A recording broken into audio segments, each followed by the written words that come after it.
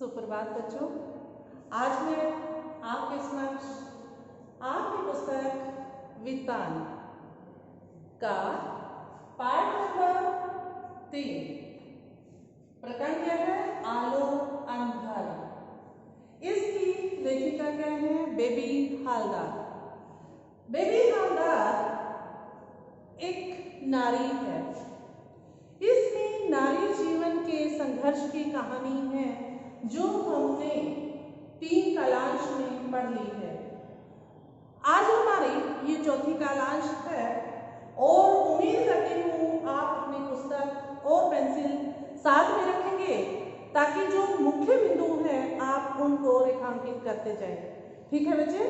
पाठ बड़ा है लेकिन संघर्ष की जो कहानी है वो बड़ी अच्छी है कि किस प्रकार बेबी हालदार जो कक्षा 6वीं तक ही पढ़ी थी, किस प्रकार वो एक लेखिका बन जाती है, कहाँ से उसको सहायता मिलती है, किसकी सहायता से वो अपने बच्चों का भरण पोषण करती है और किस प्रकार उसके पास जो बच्चे होते हैं वो कैसे उसका बड़ा बेटा कहीं चला जाता है तो वो कैसे सोचती है, किसकी सहायता से बच्चा वापस आता है और जो साहब जी हैं जिसके यहाँ काम करती है किस तरह वो उनकी मदद करते हैं। इस कहानी में यही बताया गया है कि हमें भी जरूरतमंदों की मदद करनी चाहिए। जहाँ तक हो सके हमें किसी की सहायता करनी चाहिए जितना हमसे हो सकता है। अगर कोई हमारे पास बेटा सहायता मांगने के लिए आता है तो उसको कुछ हमसे उम्मीदें होती हैं कि ये हमारी मदद कर सकता है, इसलिए हमें भी चाहिए कि उनकी जो उम्मीद बनी हुई थी हमारे प्रति, जो धारणा बनी हुई थी उसको हम बेकरार रखें, उसकी जो उम्मीद है उसको ना तोड़ें। क्योंकि संसार कितना बड़ा है, सृष्टि कितनी बड़ी है, क्यों कोई आपके पास सहायता के लिए आता है?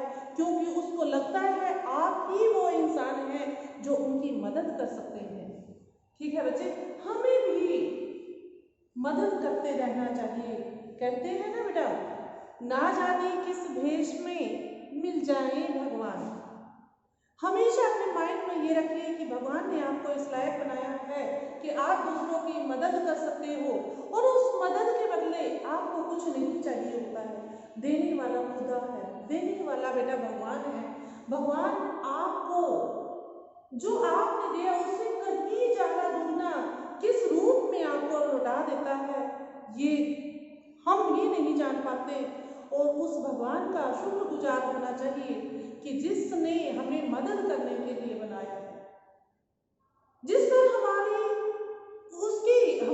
हमारे ऊपर कृपा दृष्टि है। मैं ये चाहती हूँ कि आप भी जितना हो सके थोड़ा थोड़ा ही देने की आदत डालिए। ये आदत अगर डल गई बेटा आप जीवन में तरक्की करते रहोगे। किसकी दुआएं कहाँ पर काम आ जाए। जिस प्रकार मुझे कुछ याद आ रहा है इस पाठ से पहले कि एक बार हम कहीं जा रहे थे तो किसी का इतनी जोर से एक्सीडेंट होता है कि गाड़ी तहस नहस हो जाती है। ठीक है, लेकिन जो इंसान था वो बिल्कुल सही सलामत बाहर आ जाता है। गाड़ी उलट भी जाती है, वो आदमी सही है। कैसे?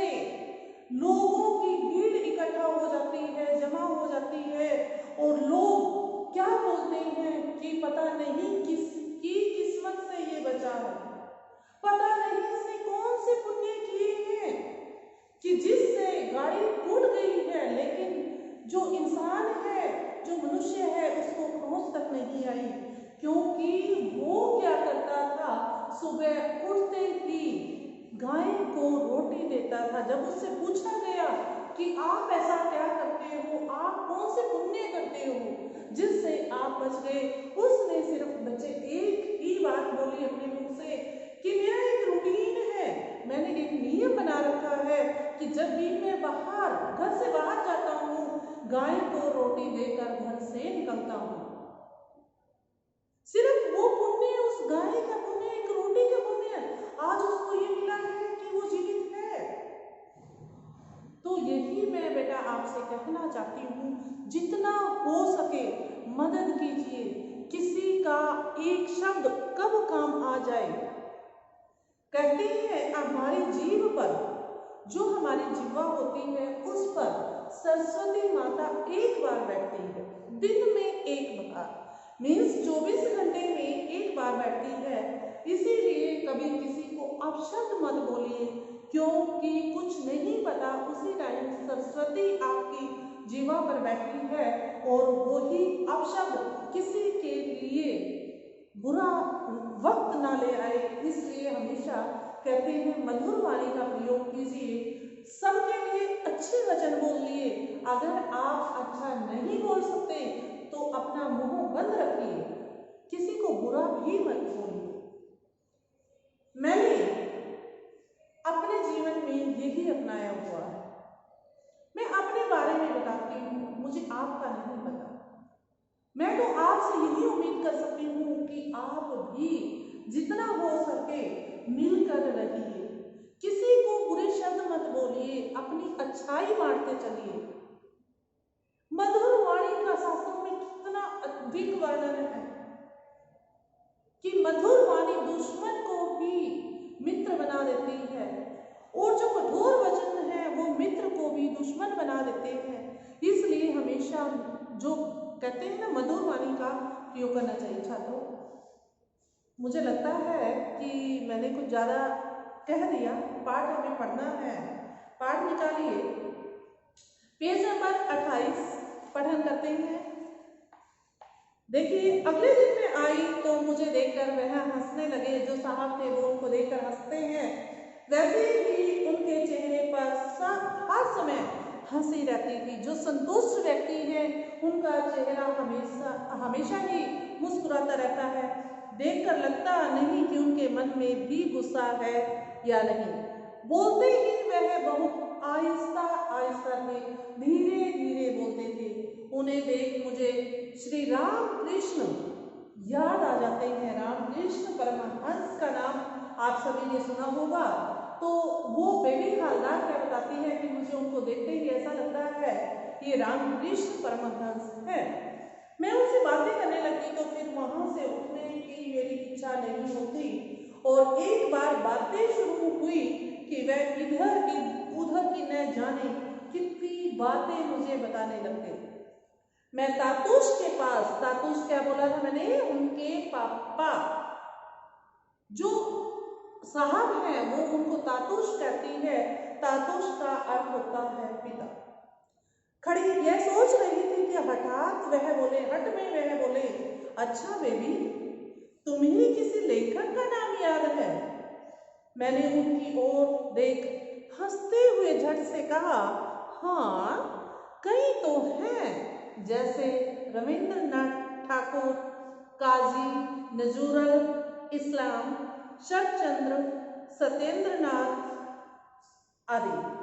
मैंने उन लोगों के नाम लिए तो पता नहीं क्यों तातुश मेरे सिर पर हाथ रखकर मुझे आश्चर्य से देखने लगे। उनको हैरानी हुई कि इसके अंदर कुछ तो है जो इतने दिग्गज का नाम ये ले रही है, लेखकों का नाम ये ले रही है।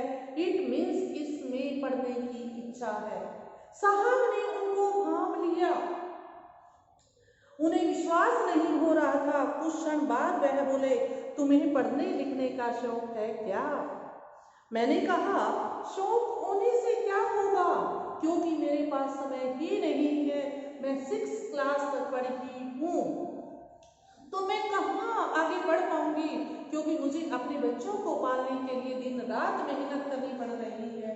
तो तातुश जो साहब थे उसको क्या हिदायत देते हैं कि हाँ कोई बात नहीं, अगर आप पढ़ना चाहो तो मेरे घर में बहुत सारी किताबें रखी हुई हैं, आप उनमें से एक एक किताब उठाइए और जब आपको समय मिले तो उन किताबों को पढ़िए, ताकि आपका जो ज्ञान अर्जन करने का मन है वो आप उस ज्ञान को अर्जन कर पाओगे, उस ज्ञान को प्राप्त कर पाओगे। देखिए उन्होंने कितनी अच्छी बातें बोली कि पढ़ने की कोई उम्र नहीं होती। मैं आज भी पढ़ता हूँ। मेरे पास 3 बेटे हैं, 3 बेटों का और मेरी उम्र आप देख ही रही हैं, जब मैं पढ़ सकता हूँ तो तुम क्यों नहीं पढ़ सकती। वो उनको बताते हैं कि पढ़ने से क्या होता है, पढ़ाई जीवन में कितनी जरूरी है, और जो आपकी इच्छा है कि मैं पढ़ूं तो आप क्यों नहीं पढ़ रही, जब मैं सारी सुविधाएं आपको दे रहा हूं। जब साहब उनको समझाते हैं बेबी को, तो बेबी की समझ में आ जाता है, तो वो धीरे धीरे अक्षरों को जोड़कर पढ़ना शुरू करती है। एक किताब पढ़ देती है, 2 किताब पढ़ देती है, उसकी जानकारी बढ़ती जाती है। देखिए छात्रों, अब क्या बोलते हैं, वह हम लोगों की तरफ का रहने वाला था और मेरे भाइयों और मेरे बाबा को भी जानता था। मेरे बच्चों से उसे बहुत लगाव था। बोला, दादी कहा, इस तरह बच्चों के साथ रात में तुम अकेली कैसे रहोगी। इतना कहकर वह वहीं हम लोगों के पास बैठ गया। जो उसके बड़े बेटे के फ्रेंड थे, अब उनकी बात हो रही है छात्रों। उस हालत में क्या किसी को नींद आ सकती थी। उस खुली गंदी जगह में हम सब ने ओस में वह रात किसी तरह काट दी, क्योंकि उसके मकान मालिक ने उसे मकान खाली करवा दिया था, और रात में वह किसके घर जाए, किसका दरवाजा खटखटाए बिना वह घर के बाहर बैठ जाती है अपने बच्चों को लेकर ओस में, और सर्दी में वो किस तरह उस रात को गुजारती है। जब साहब को पता चलता है कि ये सब हुआ, तो साहब उसको डांटते हैं कि एक तरफ तो तुम मुझे तातूश बोलती हो, और जो अपने मन की बात है वो किस तरह तुम मुझसे छुपाती हो। क्या मुझे ये अच्छा लग रहा है सुनकर कि मुझे किसी थर्ड पर्सन से ये बात सुनने को मिल रही है कि तुमने किस प्रकार रात में अपनी रात बिताई है। देखिए, एक बार बात कर देख ही लूं, मैंने उनसे कहा। बोला, दा तुम ही एक बार चलकर उनसे बात कर लो, मेरी तो कहने की हिम्मत नहीं। बोला, दा बोला, तो फिर चलो, मैं उसे लेकर चली आई। वह बाहर ही खड़ा रहा और मैं भीतर गई। देखा कि तातुश अखबार पढ़ रही है। मुझे देखते ही वह बोले, क्या बात है बेबी, रोज तो तुम ऐसी नहीं दिखती, तुम्हारा मुख ऐसे सूखा सूखा सा क्यों है। जो इंसान पूरी रात ना सोए और ठंड के मारे बाहर बैठा रहे तो उसकी क्या हालत होती है, वो तातुश ने भांप लिया। मैंने उन्हें सारी बातें बता दी कि कैसे हम लोगों के घर बलडोजर से तोड़ डाले और कैसे सारी रात मुझे बच्चों के साथ बाहर ओस में पड़े रहना पड़ा। मैंने उनसे कहा, मेरे साथ मेरी जान पहचान का एक आदमी आया है। उस जान पहचान के आदमी का नाम क्या है। बोला, आपसे बातें करना चाहता है। मेरी बात सुन तातुश फौरन बाहर गए और भोलादार से बातें कर मेरे पास आए और बोले, तो तुम रात को ही क्यों नहीं आई, बच्चों को लेकर रात भर बाहर क्यों रही। तुम्हें रात में ही मेरे पास आ जाना चाहिए था। अब बताओ, अब आ रही हो जब रात बीत चुकी है। मैंने कहा, आप जब कहेंगे। तातुश बोले, अभी आ सकोगी, अपना सामान उठाओ वहां से और यहाँ पर फौरन चली आओ। वो राजी हो गई, बेबी राजी हो जाती है और घर जा एक रिक्शे में अपना सामान लाद कर अपने बच्चों के साथ तातुश के घर में आ जाती है। तातुश छत पर एक कमरा जो उनका खाली था या थोड़ा बहुत सामान था, तातुश उसको रहने के लिए वो कमरा दे देते हैं। देखिए, मैंने कहा, तो क्या हुआ, रखा रहे, दादा लोग खाएंगे। तातुश बोले, रात को एक बार नीचे एक गरम गरम रोटी मुझे खिला दिया करना, क्योंकि आज से पहले तो तुम रोटी बनाकर घर चली जाती थी और मैं ठंडी रोटी ही खाता था। आज से जब मेरी बेटी मेरे साथ रहेगी तो क्या मैं बेबी तुमसे एक इच्छा कर सकता हूँ कि जो रात में मैं एक चपाती खाता हूँ, क्या तुम मेरे लिए वो गरम बना दोगी। तो वो क्या कहती है, क्या वो काम नहीं करेगी। अभी उन दोनों समय रोटी बनाने वाला कोई नहीं था। तुम जो खाना बना देती हो तो वो मैं गरम गरम खा लूंगा। इसके बाद से मैं खाना वाना और अन्य सभी काम अपनी मर्जी से करने लगी, क्योंकि वो तातुश के घर में ही छत पर रहने लगी।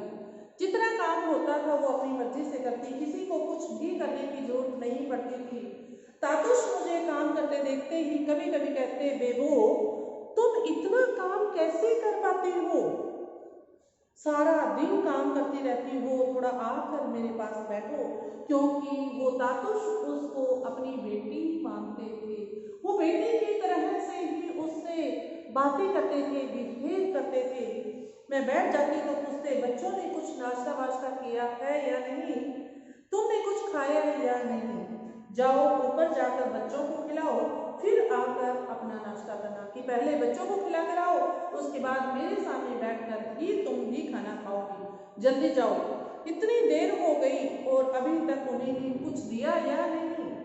वह फिर कहते, जहाँ से थोड़ा दूध ले जाकर उन्हें दे दो, कि यहाँ से घर में से दूध लो और बच्चों को भी दूध पिलाओ। यहाँ आने के बाद से मेरे बच्चों को रोज आधा लीटर दूध मिलने लगा था। वो क्या बोलती है कि उससे पहले तो बच्चे दूध नहीं पीते थे, क्योंकि उनकी आजीविका बेबो की इतनी नहीं थी कि जिससे वो दूध भी बच्चों को पिला सके। वो इतना ही कमाती थी कि जिससे घर का किराया और खाने के लिए 2 समय का भोजन नहीं मिल पाता था। दूध की तो उसको जरूरत ही नहीं महसूस हुई, क्योंकि उसके पास इतनी इनकम नहीं थी। तो जब बेबो वहां आ जाती है और साहब जो तातुश हैं उसको जो भी घर में बनता है वो सबसे पहले कहते हैं कि जा छत पर पहले अपने बच्चों को देकर आ, उसके बाद तुम यहाँ बैठकर खाना, और फिर सब मिलकर खाना खाते थे। ये होता है भला मानस। ठीक है छात्रों, आज हमने जो पाठ का पठन किया, उम्मीद करती हूँ आपने ध्यानपूर्वक सुना होगा।